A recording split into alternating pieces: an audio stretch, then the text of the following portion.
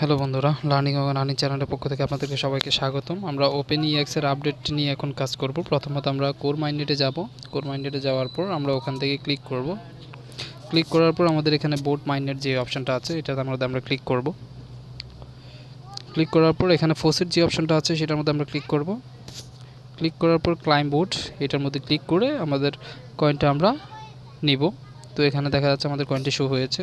এরপর আমরা next airdrop যেটা আছে সেটার মধ্যে আমরা কাজ করব। এয়ারড্রপে যাব।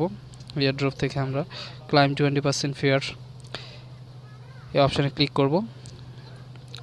ক্লিক করার পর দেখা যাচ্ছে আমাদের কয়েনটি শো হয়েছে।